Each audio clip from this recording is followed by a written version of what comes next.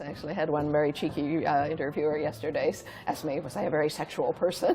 To which I replied, I've been married for 42 years. You don't manage that without being reasonably good at it. But, I am a scientist, you know, and I was an animal behaviorist. I look at the way organisms act. There are patterns to behavior, and there are patterns to human behavior. Humans are very individual in the primate order.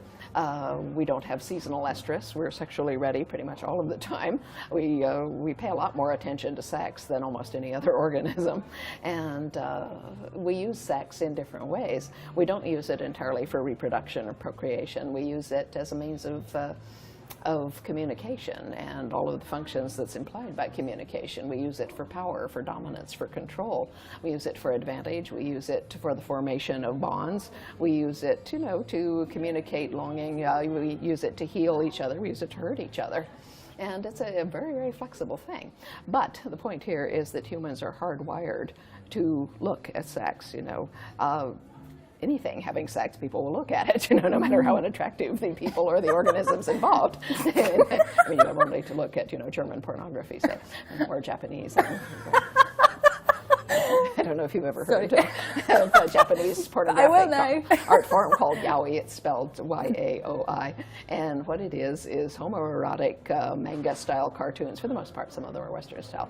But it is homoerotic cartoon art for women. It's male on male, but it's for women, you know, who find this stimulating for whatever reason. I know about it only because I have a friend who writes it, and she sent me one of the books that had one of her stories in it, which I left on the kitchen counter. And my husband came by and picked it up, and he was like, "What's this?" I said, You know, there's just a wide variety of sexual response. That being so, I do in fact write very good sex scenes, and that's because I know what they're for. I wrote a short essay for a magazine once, which is now expanded into about a 30,000 word ebook, which with luck will be published later this year, called How to and How Not to Write Sex Scenes. And it begins, you know, the basic mistake that most beginning writers make in writing sex scenes is to assume that sex scenes have to do with sex. They don't. A good sex scene is about the exchange of emotion, not about the exchange of bodily fluid. And you can do that exchange of emotion in, you know, a wide variety of ways. You know, sensuality or whatever with which you write, this is just craft. A good sex scene need not be sensual. Many of mine aren't. Many of them are quite blunt, so to speak, but it depends what you're intending to achieve with one. The point is, how do these people feel about each other? What basic emotion is being exchanged? You know, even a rape is, in essence, a sex scene. I mean, the politically correct view is, oh, it's all about anger, it has nothing to do with sex, which is not true. Anything involving a penis has to do with sex, I'll tell you. But the thing is that, yes, certainly there's a lot of anger. That's the emotion that's being communicated here. And there are good reasons why society thinks this should not happen, and naturally women think it should not happen. It is possible to rape men by and large, and for the same reasons. It's a bad idea, but it happens.